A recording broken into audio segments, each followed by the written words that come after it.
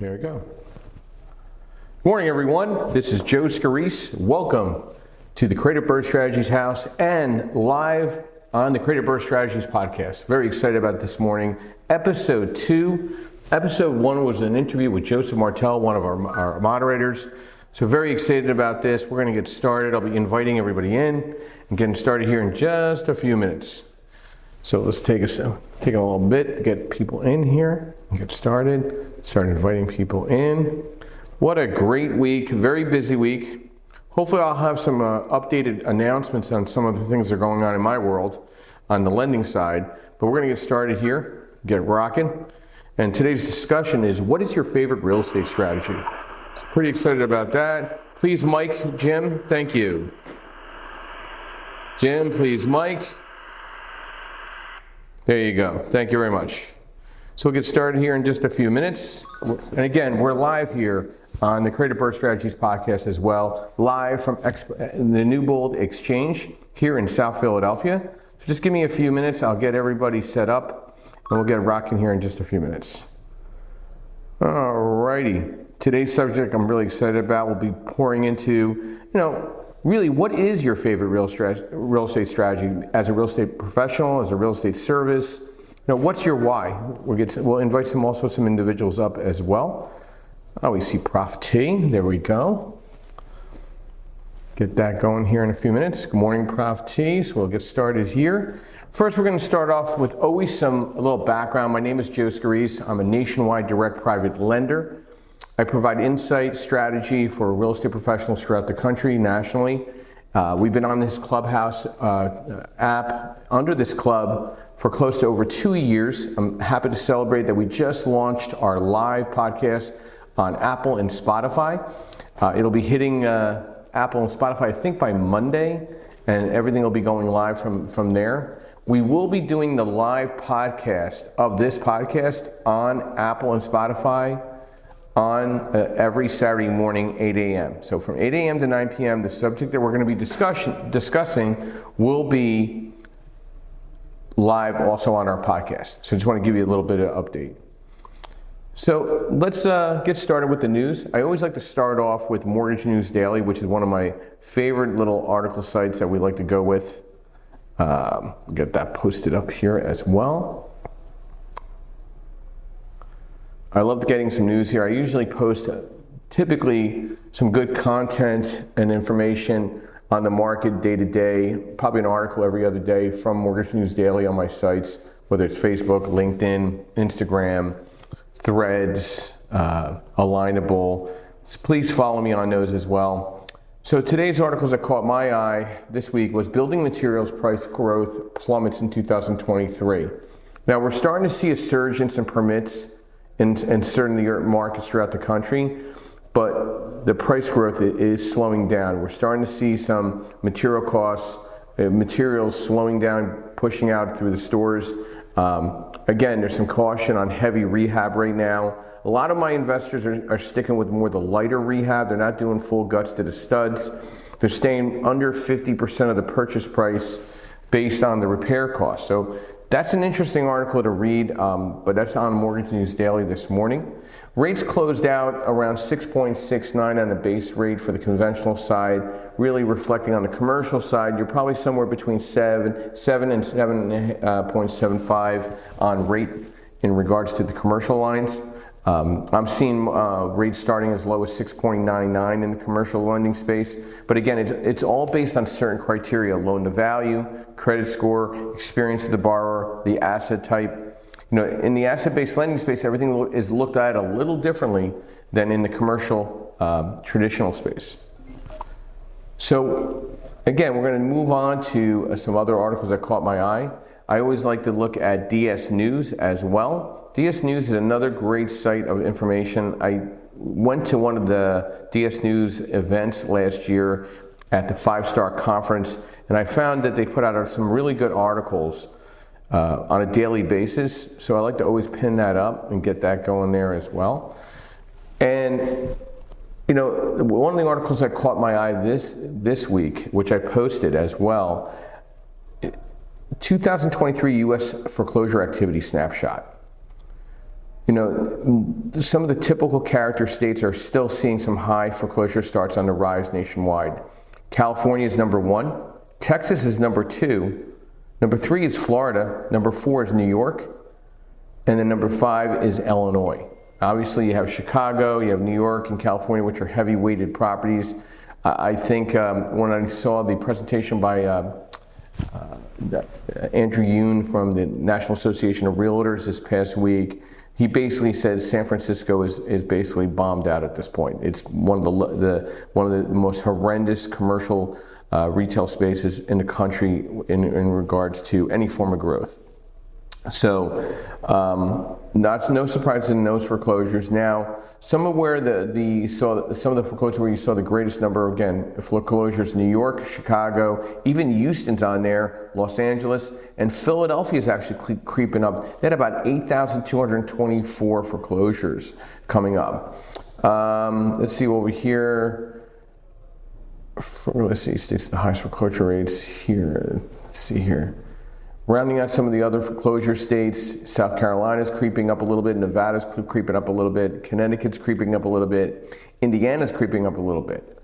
Some of the more metropolitan cities you got to keep an eye on: Cleveland, Atlantic City, Lakeland, Florida, Columbia, South Carolina, and Fayetteville, North Carolina.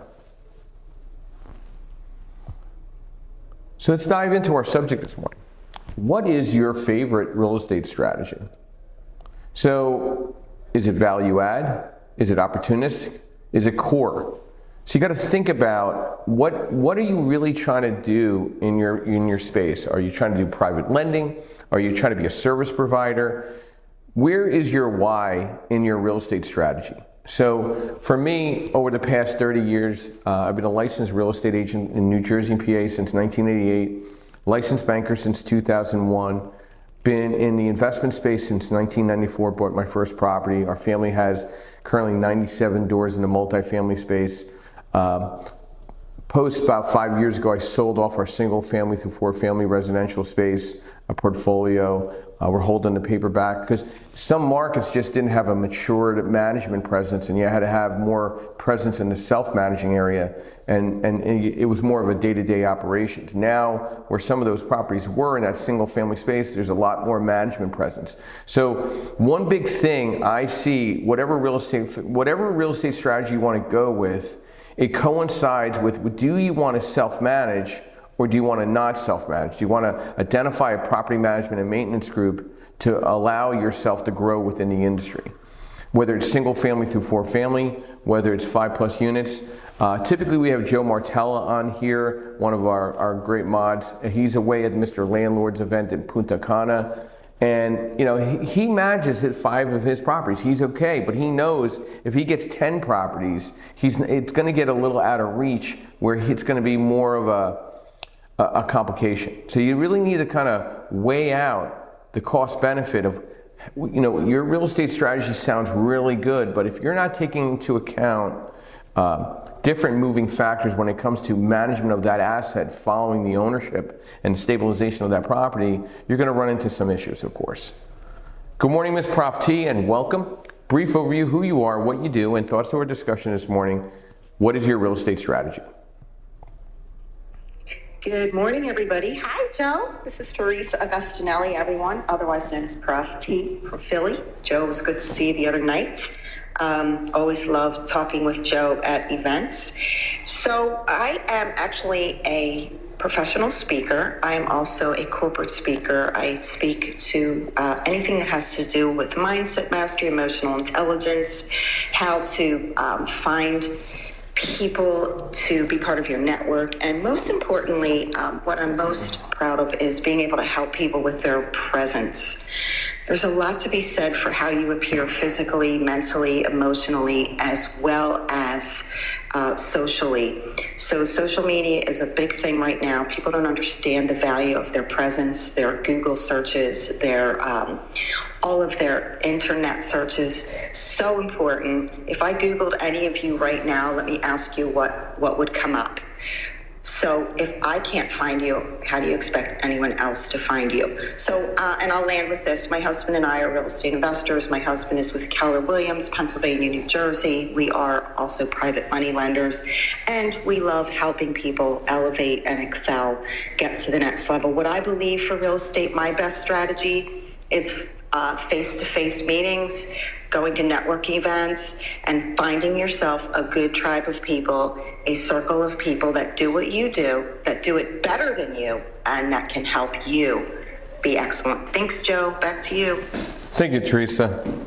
Yeah, I mean, listen, Teresa, we've known each other over several years. How many years have we known each other? We met before the pandemic, I believe, so it's probably about 7 or 8 years, hasn't it been? Yeah, I ate peanuts at a networking event. I stole your peanuts. Yeah, we almost went at it, right? I almost remember that like it was yesterday, if you think about it, right? That was hilarious. But hey, we hit it off immediately. You and your wife, my husband and I, we just, we are all simpatico. And you know what, Joe? I think that I learned this from you. You got to be out there, man. You've got to be out there. You've got to be seen if you want to be seen. Is that right? Yeah, I mean, so we were at a networking event. You know, what was your take on the level of, how do you think people were thinking about what the market's like right now? Did you get a take from the real estate service there? I mean, a lot of third-party service providers there, not a lot of investors, but what are the third-party service providers saying to you? I mean, they probably, confide in you because you're a coach. So, what are they saying to you, and what's their thoughts going through their head? That's a really good question. I think it's mixed, and yes, I am a coach, and I do coach people. What I'm seeing now is a lot of people were starting to jump ship and give up. I think it depends on who you talk to. I mean, you're going to talk to lenders. They're going to tell you everything's going to be okay. Some lenders are telling you don't do it. Some real estate agents are saying stick with it. Some are saying no, it's never going to come back. Interest rates are lowered. This is my personal opinion and my gut instinct from that event the other night. I think people are starting to see a little bit of light at the end of the tunnel. And I think people are a little bit more open now to start diving into some deals. I do see things are selling, and I do see, as well as interest rates are coming down, Joe, I do see that some housing prices are coming down. And I heard you say Philadelphia. I'm seeing things move in Philadelphia and New Jersey. That's my take. I hope that answers your question. Yeah, so it got me in the right direction. See, I work with several clients that are very active in the Pennsylvania and New Jersey market. I do work nationally, but my offices are in Philadelphia. Just like Philadelphia and a lot of the other urban cities I've been to, I'm seeing decreased values right now. I'm seeing anywhere between 12 to 18% decreased value or listing prices on properties in almost every market in the country, in the urban cities. And another thing I'm noticing is that Section 8 is now becoming more prominent in these urban cities than the market rent.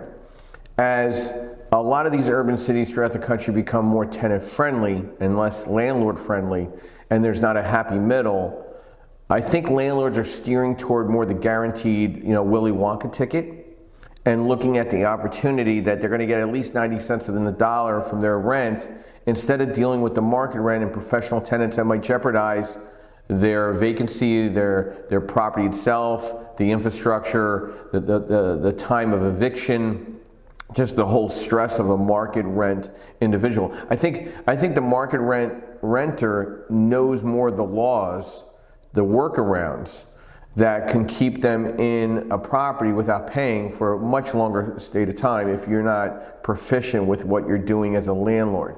And that's where it comes back to, do you, in your real estate strategy, whatever favorite one you want, and whatever one you're looking at, 1 family through 4 family, 5+ units, mixed use, is it a business or a mixed, is it a multifamily with a light mixed use space? You're going to owner occupy that space? Are you going to do new construction? Are you going to work just lines of credit and be a private lender? I mean, there's different things you got to think about. What is your favorite real estate strategy, right? What is a real estate portfolio? I mean, simply a real estate portfolio is a collection of real estate investment assets, a comprehensive document that details your past and present real estate investments. You know, how to build a real estate portfolio, right? Whatever it is, you have to start small. All right, you don't want to try for anything too ambitious when you first get started building your real estate portfolio. When you just start out, you have to learn, including how to increase property's value and how to manage tenants and more. You need to understand to put the right deferred maintenance protections in that unit if you're going to hold that property long term. Consider also exponential rather than linear increasing to the portfolio. What does exponential growth mean? Exponential growth refers to the pattern of data that shows greater increases over time. For example, let's say you invest into a coastal market, wherever it is, West Coast or East Coast. Housing pricing gains might help you realize higher rates of appreciation in those areas, but the housing bust can occur more often in those areas. In contrast, linear markets see flatter growth over time. These markets show smooth, steady growth and do not see major spikes or declines. Booms and busts virtually never occur. I'll give you some examples. You have to look at the cash-on-cash return. You got to look at the opportunity of the long-term play. What is the 30-year fixed in that scenario? An average client doesn't really do something with their property where they sell or refinance on an average of 7 years. So if the money makes sense on the debt service coverage ratio and the cash-on-cash return makes sense on that property, you need to look at what needs to be done to that property to make sure that you're maximizing the most amount of cash flow on that property. Learn your local market. Understand your neighborhoods. Understand your communities. Understand your neighborhoods. Understand your markets. I've visited approximately 25 different rental markets throughout the country this past year. I understand from a local level what they're going through, what their frustrations are, and a lot of them are the same. General contractor availability, material costs, availability of real estate stock to buy and obtain and renovate. I mean, that's probably the biggest complaint. You know, the lesser experienced borrower, oh, what's the rate? What's the rate? The rate is, listen, if you buy correctly, whatever real estate professional, with whatever real estate property you buy, the rate is irrelevant because if it's going to cash flow, it could be any rate.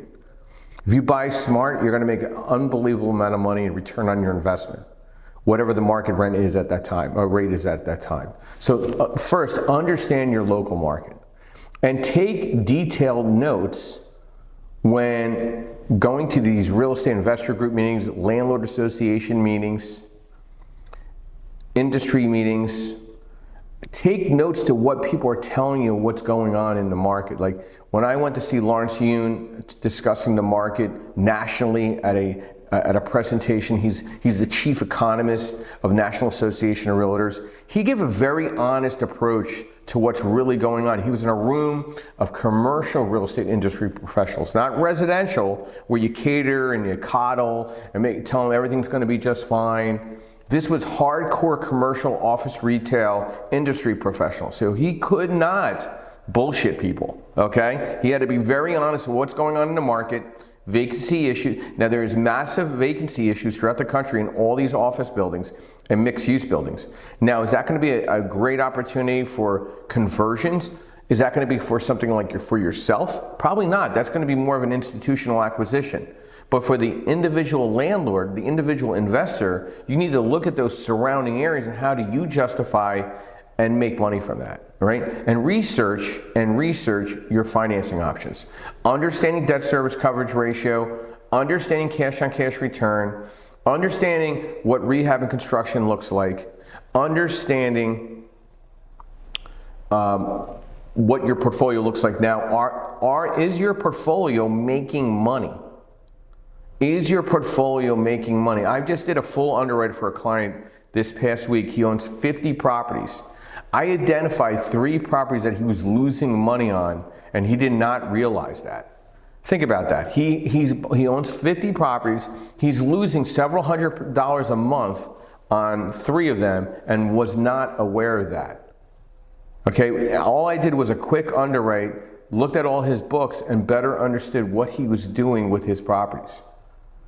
Understanding the 1% rule. You must know your numbers, track every expense and identify which numbers rise to the top and know the numbers you need to work on. Know the 1% rule, a rule of thumb for measuring the price of an investment property against the gross income it generates. You can use it quickly to determine how the property should generate cash to make money or help you determine what you should charge in a monthly rent. Understanding economic occupancy, understanding your return on investment, understanding improving the costs, understanding monthly operating costs. We still stick with our ladies this morning as gentlemen. Fania, good morning and welcome. Brief overview, who you are, what you do, and thoughts to our discussion. What is your favorite real estate strategy? Fania, can you unmic? It's her first time here. We had a wonderful conversation yesterday and I invited her into the room. There's a little mic to the right that you can unmic if you want to. Go right ahead if you can figure that out. We'll come back to you, Fania. Good morning, Courtney. Long time no see. Brief overview, who you are, what you do, and thoughts to your discussion. What is your favorite real estate strategy? Hey everyone, good morning. Courtney Fricke here, creative real estate investor out of New Orleans, Louisiana. Been doing this for 10 years, and I've done a lot of different strategies. And also, I've done other things. Look, I founded a real estate investor meetup in my area, and so then I get to see a lot of people doing a lot of different things in the industry.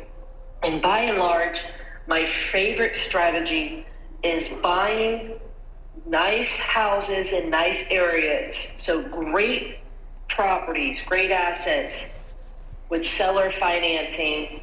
That is my favorite type of deal, where the seller is my long-term financer of the property, right? They're not lending me the money, but they're letting me buy it on payments over time, right? And it's a great asset. It's a keeper. It's one that I want to keep. I want to have in my portfolio for a long time. That is by and large my favorite strategy. And that's buy and hold. It's at the end of the day, that is the key to me getting more freedom and peace. And so the more and more I do that, look, I consider myself a recovering flipper and wholesaler. And don't get me wrong, the money is good. I've got a very solid wholesale deal closing on Tuesday morning, right after the holiday. And it's every now and then I still do them, and it allows me to go to conferences. It pays for my overhead for, the company and stuff. But at the end of the day, what I really enjoy is that first of the month money that keeps coming in from great tenants being in great assets, and they're paying them off for me, right? They're helping me pay down that debt, and then providing me that residual income every month when it's performing. Courtney, what have you seen at your local REIA? What's your average attendance right now? Do you do once a month? Do you do a luncheon? What's the makeup of your REIA? Yeah. We just had our meeting on Tuesday night. I think we had 70 people in the room. Okay, and something along those lines. So it's anywhere from the newer investor to the expert. So your thoughts. What are they saying? What's the vibe right now in your market? Is it still a good strong barrier of entry? Are people still buying properties and holding them? Are they trying to flip? What's some of their strategies? Well, Zillow just came out with their 2024 predictions. So if you guys don't know Zillow, their estimate is crap, but their market data is pretty decent. And they put out their 2024 prediction for the top 50 cities in the U.S. And New Orleans is ranked as the worst market for 2024 in their prediction. And because of what we've seen, we got hit pretty hard. Zillow's predicting we're going to have a 6% value drop in 2024. I don't disagree with them. New Orleans has a lot of factors right now that are hurting our market. So obviously there's the general stuff, interest rates, low demand, inflation, things like that. But we have we had major, major events. We have a hurricane from 2021 that we're still seeing impacts from, where, we have high insurance costs. For example, I have a duplex, $175,000 duplex that my insurance is $8,500 a year on to cover it. And this is not like flood insurance. This is like wind insurance and stuff, right? That's killing deals. But then 2024 is the reassessment year for Louisiana for the property taxes. And I think, there's a few other factors. We have heavy regulation with Airbnb in the city of New Orleans. There's other things happening. And so what we're seeing is in our market, there are some other big reports that came out where we're one of the slowest markets in the top 50 cities. And it's because a lot of those factors, right? Affordability with the 2024, the reassessment of the property taxes. And we do it every 4 years. So the last time our property taxes got reassessed was in 2020. And so, Justin, this will apply to you guys up there too in Baton Rouge. But, I was speaking at an event, and the newly elected insurance commissioner was there. And I was on a panel, and I was trying not to argue with him, but I said, sir, what are you doing about the property tax, situation? And he had no idea what was going on. I said, look, you're over here trying to make insurance affordable, and look, I'm going to applaud you for that effort. But understand, at the same time, everyone's mortgages are jumping up because of the insurance increases. They're about to jump up again with, the property tax hike. And so you've got to do this level of like collaborating and cooperating with all the tax assessors and collectors and seeing what you can do to minimize, because what we're seeing is a lot on the affordability side for homeowners is really forcing, defaults. It's forcing people to sell when they may not need to sell, or, generally would have needed to or wanted to. But that affordability part is very hyper localized right now with the state of Louisiana, especially southern Louisiana. And that's causing issues. So what that's doing is it is literally causing it to be cheaper to rent than it is to own, which people are saying mainstream, but very, very true on, in our area. So then what you have to be careful of, there are a lot of investors that, because of the increases of their costs that they didn't have in their, strategies before, that they didn't plan for, they're now either cash flowing less, breaking even, or at, worse, losing money. And that is causing a lot of investors. So my number one phone call right now is investor rescue phone calls. People that are having issues that it's taken longer. Right now it's taken like 3 months to rent out properties on average. Hey, I've got these properties, they're not renting. I can't afford the mortgages. So, and I'll land my plane here. It's causing a lot of the new investors to sit down, or the ones who did deals recently to reach out to say, hey, help me, please. I don't have the reserves. I don't have XYZ. Or I structured a deal and it's going bad. And, flips, right? They're taking longer. They're having to make more concessions. And what you're seeing is a lot of the experienced investors are standing up and saying, now is the time. There's blood in the streets. Now is the time. But obviously the way that you can play offense right now is to also play defense. And so that means, lower prices and so deeper discounts and honestly cash in the bank is what's going to allow you to survive right now. So that's kind of what we're seeing. And it's pretty wild right now. And so it's been very interesting times. Thank you, Courtney. It's a really good number to keep in mind. The average mortgage right now, PITI, principal, interest, tax, and insurance, nationally is about $2,500. The average rent which is now leveling off or decreasing in some markets throughout the country, is 1,800. Your millennial and or Gen Z are looking at that and saying to myself, why would I want to own something where I could lose value over the next 24 to 36 months? I don't know what 10 years is going to look like from now or 15 years from now. Why don't I just let somebody else take care of me in one of these eat, work, and live environments? I have all the conveniences of working virtually, walking downstairs to my shopping store, walking downstairs to my gym, walking my dog on the make-believe green upstairs. I mean, these are things that I can just do and just have no stress whatsoever, and allow either an institutional landlord or a regular landlord with a single family through a 4-family or 5+ unit address my needs.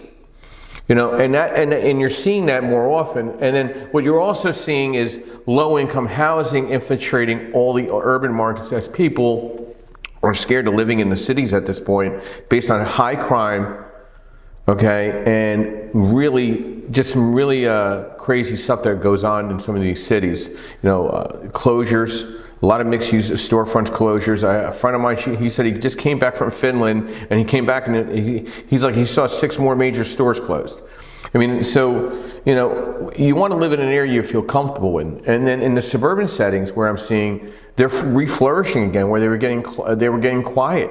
You know, you were seeing everybody moving back into the city for the arts, the restaurants, the activities, medical, etc. Now you're seeing this mass exodus back to the suburban or even rural markets, and saying, hey, listen, I'd rather live a little, I like being somewhat near the city, but I'd rather stay outside the city. My wife and I own a facility and building and business in the city of Philadelphia. The business itself is in Old City, which is in a safer neighborhood. It's a quieter neighborhood. I don't think things are going to change much there. So we're going to keep the offices there for the time being. My office here in South Philadelphia, it's based on convenience of location as well, but it's tough to park. You got to keep your eyes open at all times. I mean, you got to keep your eyes open anywhere you go, but I feel like there's a safer setting and a better educational base if you're going to have children, you know, in the suburb markets or the rural markets. So this is the thing. The homeowner, the competition for the owner occupant is the investor now in the suburban markets, because of debt service coverage ratio loans, because of asset-based lending, and the entrepreneur that doesn't need to show tax returns, W-2s, 1099s, or pay stubs, they can go in and buy the property and hold it and basically rent it back to the individual that they outbid it at premium rent.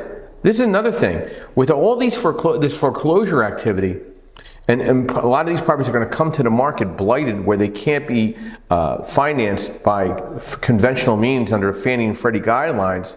The only person that could buy these type of properties outside of 203K for FHA, which is a very complicated loan, is the investor. So they're going to buy and renovate these. Some of them will flip, but most will hold.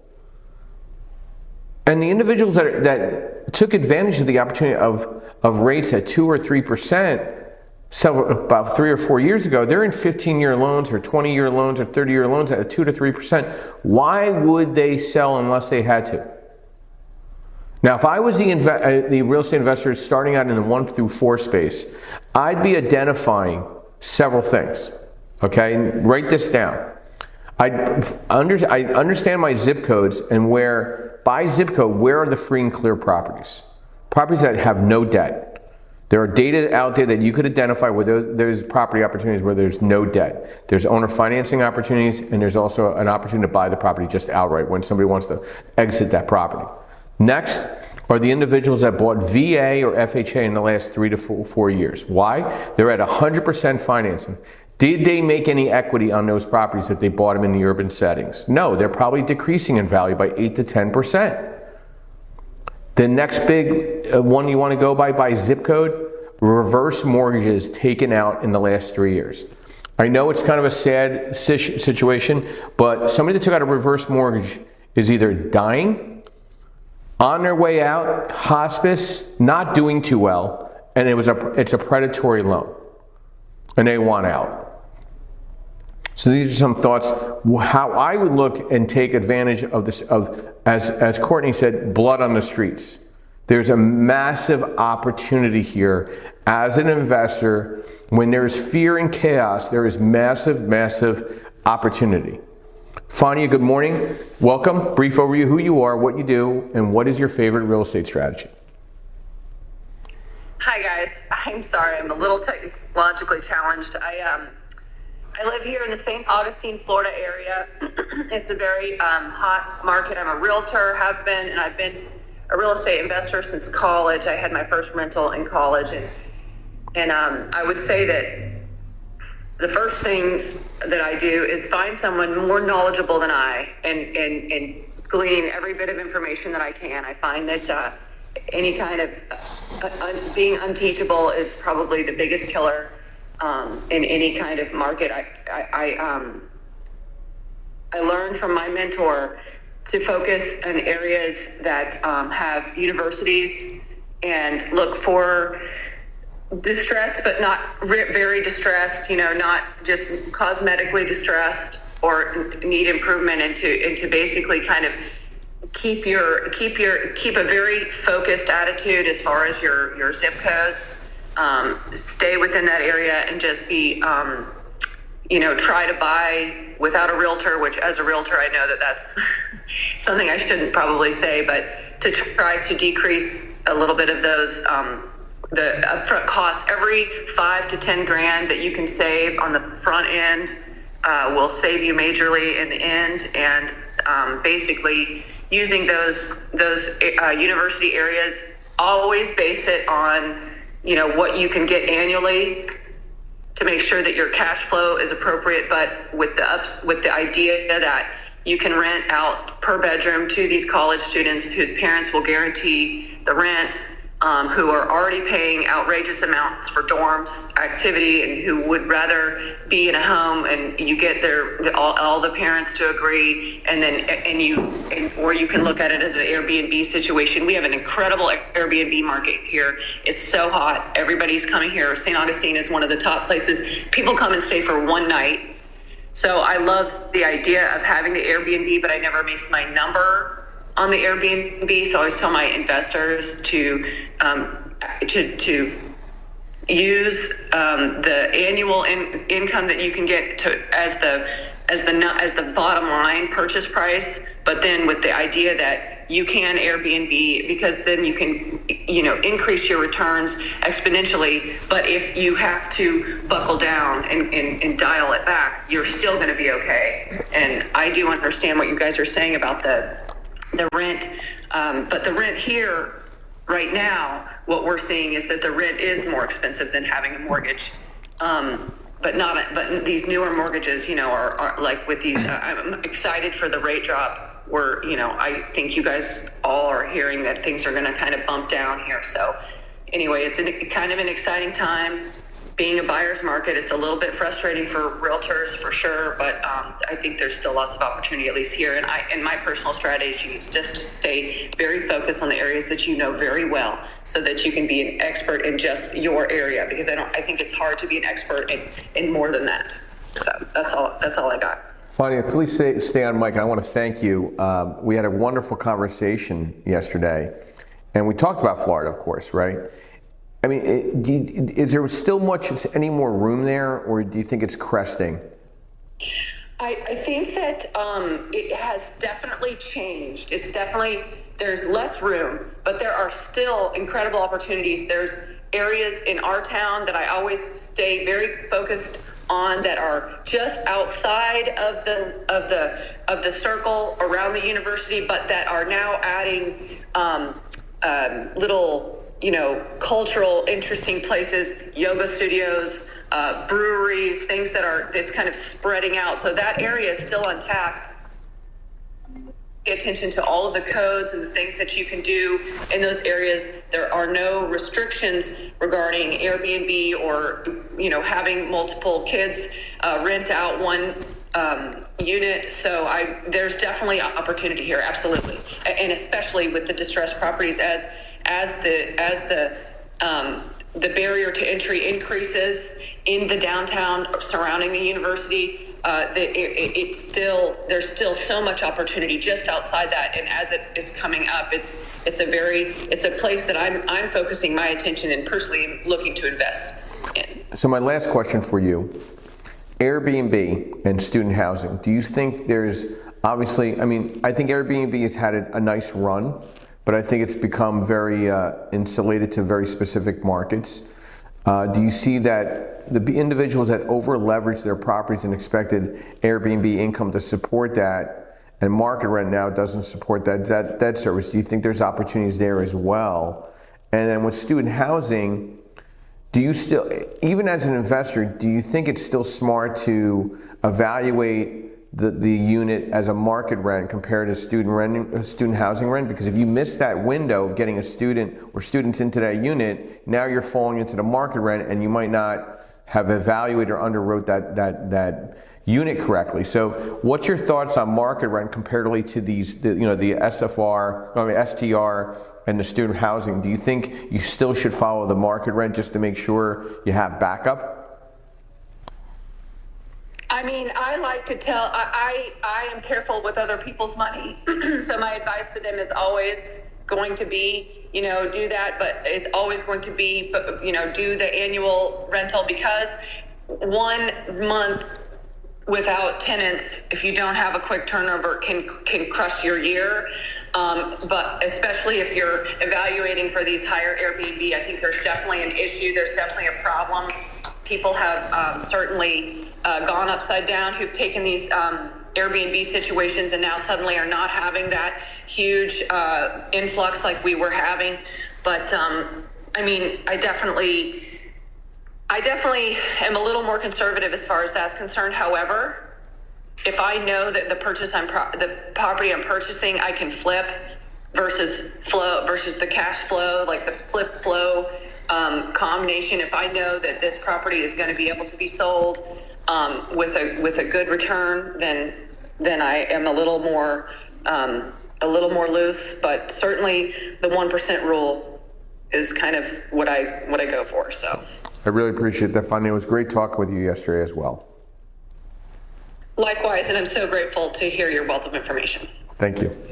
This is Joe Scarice, your founder and host of the Creative Birth Strategies house here on Clubhouse. And I want to thank Clubhouse personally because it motivated me to relaunching our podcast in Apple and Spotify under Creative Birth Strategies. So you could find us now on Apple and Spotify, as well as on Facebook, LinkedIn, Instagram, YouTube, Threads, Twitter, all the different sites and social media buckets. We're pushing it out. This is episode 2. Episode 1 was with a colleague and friend of mine, Joseph Martello, who is calling in from Punta Cana, which is always very interesting. But briefly, I want to discuss some events that are coming up. I know Jim will be discussing about the Denver Mile High Summit.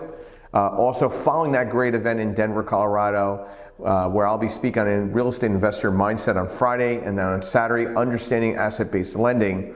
We have an epic opportunity here in Philadelphia at the Mummer Museum, which is an iconic location in South Philadelphia. We're having a Friday mastermind luncheon, happy hour in the evening. Then we have an all-day educational event on Saturday, following with a mastermind dinner with some of our attendees. The events, the luncheon, the happy hour, and the dinner will be held at Moonshine Philly, which is just 4 blocks away from the Mummer Museum.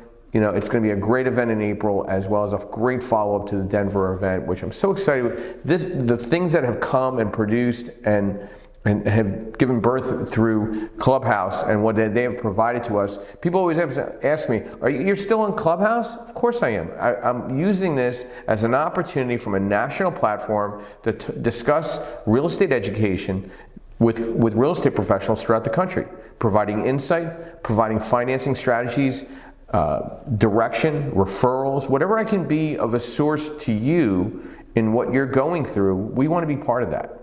So we'll now go with our gentleman now. We'll start with Joseph Martello, which was episode 1 to the Creative Birth Strategies podcast. Joseph, good morning and welcome. Brief overview who you are, what you do, and what is your favorite real estate strategy, and how is Mr. Landlord Expo in Punta Cana? Is Joe available to unmic? Going once? Going twice. I think he cannot connect directly through Punta Cana, so we'll just thank him for jumping on. We'll go to Robert. Good morning and welcome. Brief overview who you are, what you do, and what is your favorite real estate strategy? Good morning, everyone. Robert Hope, real estate agent, Asheville, North Carolina. Picking up coffee and we're heading up to Charlotte. Visit my sister, but glad to be on stage. Good morning, everyone. Just for me, it's new construction. I mean, the rental market here is 98% occupancy rate. And yes, the rent is just a tad over the mortgage as far as what's going on now, even though the rates are dropping. I think it's at 6.8, 6.7, something like that. But that's my strategy. Glad to be on stage. The biggest thing is you know, I hadn't gotten to the buy and hold far as or the wholesaling, but I've ended up going to a Asheville meet for the first time this past week to meet up with you know, investors like yourself, Joe, and also you know, like-minded people to you know, to build relationships. So glad to be here. You know, glad to finally you know, get something going with you, Joe. Yep. And I'm looking forward to you know, building a strong relationship. Got to check my work schedule on the events coming up, but looking forward to meeting everyone in person. Sounds great, Robert. And Robert and I, we closed on a new construction for Robert. Robert now is in that space where he can get new construction options. We got him past that second new construction build, and now he has the level of experience to continue. Once he completes that deal, he better go out there and find that next one, because once you get the 2 new constructions completed in your name in the last 24 to 36 months, money becomes very available to keep moving forward in that new construction space. That's where asset-based lending is. There's definitely still some protocol and some boundaries and some guidelines in the asset-based lending space. And you need to sit down with somebody that's been transactional, been through some various economic cycles to better understand what makes sense for you. I'm going to give you a great example. I was working with a client. He's buying a lot of single family through 4 family properties, close to about 150 doors, 175 doors. He decided there's not enough value add multifamily properties in his market. So he decided to start buying motels that were tired, run down, and converting them into Section 8 housing and creating his own multifamily portfolio. We're now on our 4th submission, closing. We just closed on it. The 4th motel, and the first one is now just coming through on a 12-month trail of rent and approved as a Section 8 multifamily building, and it's cash flowing unbelievable. It's like a 15 cap, 18 cap at 60% loan to value, and he has no money into the deal, has a couple $100,000 back, up and above what he has into it, and created his own opportunity for himself in the multifamily space. Think about that. He found a niche that nobody was looking at and went out and bought 4 motels. He's going to buy another 3 in the next 4 months. So he's built up 25 times 7 properties in the matter of months in the multifamily space, where those properties were just rundown motels just months before. So think about what you can do to a single family through 4 family if you're just starting out. Keep your renovations low, set expectations modest, and look at the cash on cash return, look at the debt service coverage ratio, make sure you're doing the right type of renovations to create the enhanced value of the property. Good morning, Justin, welcome. Brief overview, who you are, what you do, and thoughts to the discussion this morning. What is your favorite real estate strategy? Good morning, Joe. Good morning, everybody. Justin down here in the Louisiana market with the great Courtney 3K here. And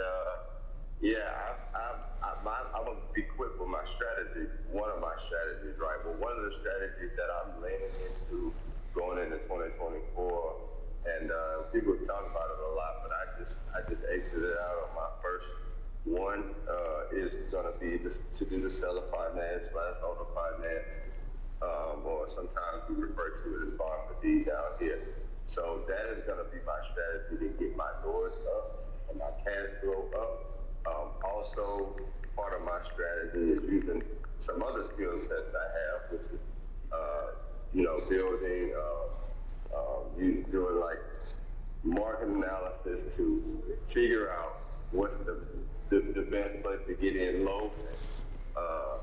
Have a, when I say short/long term win for me is 5 year, kind of 3 to 5 year range that I'm looking at for deals. And then, and so that's just kind of where I'm at to support a consistent growth in my portfolio over the next few years. There are some opportunities down here in Louisiana. Courtney pretty much hit the nail on the head with the stuff she was mentioning. I currently, on my regular job, I picked up a job to just kind of stay afloat with my investment stuff. But what I do is I build houses for Habitat for Humanity has hired our company. So I work for a company that builds houses all over. My PTR is a house in LaFouche Parish, kind of towards the Gulf. And, even if another problem that we're having, right, I was looking for the one that's actually in New Orleans. The house had to be raised about 10 feet off the ground. So this is another problem that we're facing. I just wanted to bring it up real quick.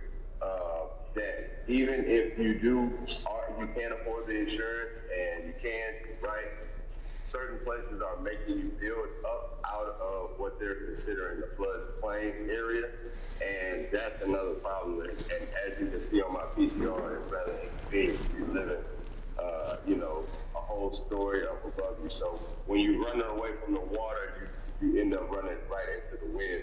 So it's just another situation where you can maybe find a way to take advantage of it, right?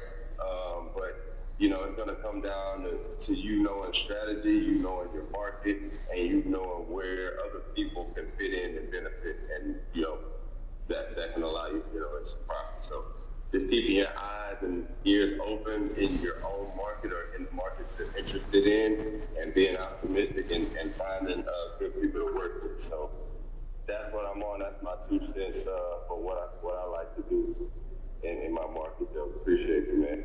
Justin, thank you as always. We've had some great deep discussions about your portfolio and where you need to get to. I'm so glad you are en route to that going into 24. Obviously, a lot of you know that I resigned from Burr Loans as National Sales Director, and I'm making some changes for myself, and I'm really looking forward to making some really big announcements over the next week or so. Still working out some, ironing out the final decisions and things, and putting myself in the right position to provide the best options to my clients nationally. Because this is a huge opportunity to be part of a great power team. You want to be a part of a power team, multiple power teams. You want to be around smart people, surrounding yourself with smart, brilliant people, and you want to be able to bounce things off of one another in a humbling, modest way where you don't feel insecure about asking those questions. You want if you don't ask the question, you don't know. You know what you know and you know what you don't know. So this is a unique opportunity through sources like Clubhouse in identifying potential real estate professionals that could be part of your real estate strategy, whatever your favorite one is, and bounce that off of them to figure out what makes the most amount of sense. Do you have the right credit? Do you have the right cash reserves? Do you have the LLC set up? Do you have the right accountant that understands what your strategy is? Do you have a master LLC and multiple LLCs leading up into the master LLC? That's a whole nother deeper discussion. Do you have a good leasing attorney? Do you have a good litigation attorney? Do you have somebody that structured your LLC? Do you have a registered agent that creates LLCs for you? Do you have a good home inspector? Do you have a good maintenance individual? Do you have a good GC or GCs? I mean, it's endless amount of real estate professionals and services that enhance what your favorite real estate strategy can be. And what I did also here is put a great site up to see where the top rental markets are in the country right now. I love Buildium. I use it for my own multifamily portfolio. I mean, this is spot on discussing rental inventory, units added since quarter two 2022, asking rental growth since quarter 22, asking rent, effective rent, multifamily vacancy rate, multifamily cap rate. These are really good. This is really good information to understand. Are one of these markets a market for you to go after? Is that part of your strategy to be an out-of-state landlord? Or do you rather stay within an hour where you live? You need to make those decisions. And then if you decide to be an out-of-state landlord, how are you going to build that power team? You have to think through that. Trey, good morning. Long time no see. Brief overview who you are, what you do, and thoughts to discussion this morning. What is your favorite real estate strategy? Hey, brother, good morning. Yeah, I saw you, man. I was like, let me catch up to Joe while I got a second to breathe this Saturday morning. So, always nice to hear your voice, man. Good morning, everyone. Trey Mathis, Macon, Georgia, about an hour and some change south of Atlanta. I'm a bird guy, similar to Joe.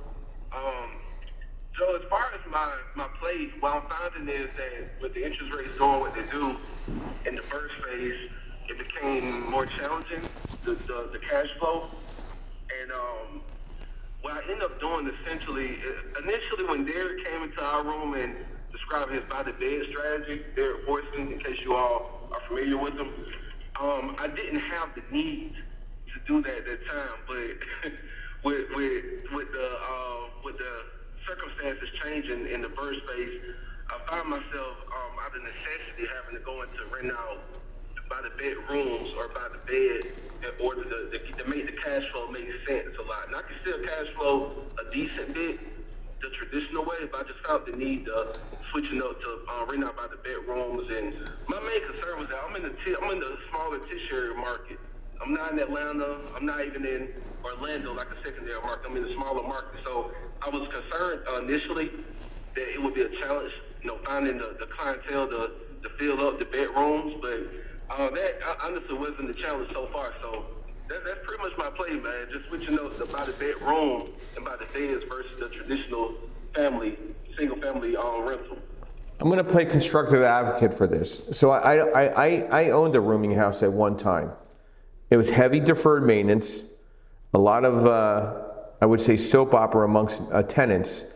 Are you finding difficulty in maintaining, keeping personalities in check in some type of that type of scenario? Also, how is the community recognizing you doing this? Is there any zoning issues, any considerations? Because from a lending perspective, a lot of lenders in the asset-based lending space, I can tell you for a fact, don't like rooming houses. So is there a master lease and one person's on the as a guarantor? How is that set up from the leasing perspective? So the lenders, at least the ones that I particularly use, essentially, as long as the numbers are good as long as the cash flows make sense as far as the rent rates go from a single family perspective, then that by the bedroom and by the bed is going to be more than that. They really don't have any issue with the necessary structure, it being like a quote unquote boarding house. I don't particularly refer to it as that, but as long as the cash flows as a single family, I haven't had the issue so far. Now, knock on wood. Macon-Bill County. So Macon has 5 different counties, but Macon-Bill, which is where I mainly operate in, they encourage it, Joe. As far as because we have a homeless. Unfortunately, we have a homeless situation. Yeah. And they see it as an opportunity to kind of help out with the issue. So, matter of fact, I have houses in Jones County, Macon. Now they gave me some issues. I had to go through some issues with that. Had to go down to the planning and zoning, go to a couple of meetings, and kind of describe to them what I'm trying to do, and try to describe to them what's the benefit of it. So yeah, you're right. There was some red tape there with that particular county, but Macon-Bill, man, they're all for it, Joe. So my last question for you, Trey, is there a lease in place for the rent, the total rent accumulation? Like, do you have a master lease, a 12-month signed lease with an entity or a person facilitating all that? Yes, sir. So I have a LLC that for the holding of my real estate, but I also manage my own properties. I have a separate entity for managing, and I just basically rent to that. to that Got it. particular one. If it's not if that makes sense. Yeah, so you're a guarantor under the LLC on the lease. There you go. Okay, well that's fine, as long as you're the guarantor, then, if there is a person that I can grab onto that's on the lease, from a lending perspective, I'm a little skittish when it comes to renting from an LLC to an LLC, but if somebody's willing to sign as a guarantor as the renter, that would be you, and then obviously you have all your insurance and everything to protect you with everybody in that's utilizing the rooms, that can be kind of a workaround, if that makes any sense. Yes, sir. And let me say this, being the one that, thankfully, I'm still corporate America, you guys. And so I thankfully had a former coworker. I switched up companies about a year and some change ago. And a former coworker of mine, as I remember, she was she was I have a brain fog, Joe. What do you call it? Social worker. Mm-hmm. She was a social worker. And she thankfully, I had to pitch to this woman. But thankfully, she was open to helping me managing that side of it. You mentioned that. I got to be honest with you, I don't look forward to that part of it. I'm not really interested in that managing the personalities. So I kind of thankfully delegated that to her and paying her, some, but also teaching her about real estate in the process. Got it. So I'm hoping that she comes into it. But yes, sir, that part can be challenging. I will admit that, Joe. Yeah. No. I owned a 5-unit boarding rooming house in Easton, Pennsylvania. I made a lot of money, but I had it was very hands-on, as I remember. Teresa, did you want to add something real quick before we go to Jim? Yes, thanks, Joe. Hey, everybody. I'm in the Philadelphia area, as many of you may or may not know. One thing I'm seeing here is we have a terrible homelessness problem. We have so many issues with drugs and people living on the streets. One of the things that I'm seeing now is there are a lot of places in Philadelphia that are trying to open up safe houses, halfway houses. That's an option. But I just wanted to bring to the forefront real quick, right now what we're seeing is a downturn and upturn. And I learned from so many of my mentors, there's always going to be winter. There's always going to be spring. There's always going to be summer. There's always going to be fall. What we have to learn how to do is navigate each season of life. And that's what I've really seen with a lot of seasoned real estate investors. They've learned how to weather the storms. A lot of people don't know how to weather a storm and they give up too soon. And we have to remember, because I study the economy, I've been in business for almost 20 years. I'm seeing a lot of apartments going up. Now, I live in a very rural area and they're building these high rises. They're offering low rent, so they're for lower income. What they're doing, they're building stores and hospitals and doctor's offices. That's what people are looking for. So they're coming up here. They're driving down our values. And I just want to make a point to this, Joe. In Maine, they allotted almost $4 million for 60 families who are not legally in this country. They have allotted them 2-year free rent in a brand new apartment building. More and more states are doing this. We have a homelessness problem. We have a border problem, and we are on the front end of 3 wars. So this is what I'm going to say. The government controls. This is all about control. Do not allow anything to control you. Be an entrepreneur. Do what you got to do, what's best for you. Never be under the control of anything or anybody. Work on yourself first. Weather the storms. Follow the patterns of the seasons, and you will be fine. Thanks, Joe. Thanks, Prof T. Thanks, Teresa. Yeah, listen, if you watch TV too much, you're going to get sucked into a lot of the chaos that's going on through the country. But your middle class right now is the landlord. Your middle class is the real estate professional.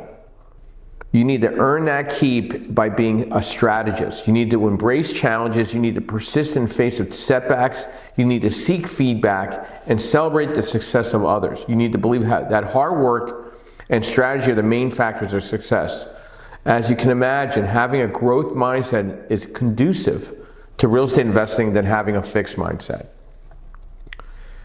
Some investors are motivated by money. Others are by fear of going back to their 9-to-5 job. Others have nowhere else to go and need to make their investing business work for them. Whenever it is that you have to draw it on every day. That's why I've become very diversified. I've been a real estate investor 30 plus years. I've been a real estate licensed agent 36 years. I've been a licensed banker, 24 years. My wife owns a title company that's national. She owns a property and casualty insurance company that's national. She also offers 1031 exchange. We're a full gamut of opportunity. You need to have spoons in the soup. We also offer unsecured business lines of credit for clients. Everybody always needs money to do deals, it's not just about real estate, it's about business. It's about business to business. So whatever your strategy is, sit down with a group of smart individuals that you trust to figure that game plan out. There's no one time, hey, it's the beginning of the year. Every day is the new year for you as a real estate professional. We come here and tackle real estate strategy discussions every Saturday morning, 8 a.m., every Sunday morning, 9:30 a.m. We have some great events coming up in Denver and Philadelphia. We're here to provide a consistent theme of education. We want to be part of your power team. These moderators that have been modded up here are real estate professionals that I've met, most of them, or have done business with, okay? Or have had discussions off of Clubhouse. So stay focused on who you want to surround yourself with. If you surround yourself with the righteous 3 bad MFs, you could burn down a castle. Okay, so keep that all in consideration when you're looking at opportunities for yourself. And my quote this morning to finish off this great room and to finish off this great podcast, episode 2 of the Creative Birth Strategies: you don't need more motivation. You need better habits. Everybody have a blessed Saturday morning. God bless. Take care of yourself. We'll be back here tomorrow morning at 9:30 a.m. Eastern Standard Time with another great subject. I'll be ending the room in the next 30 seconds. And thank you again.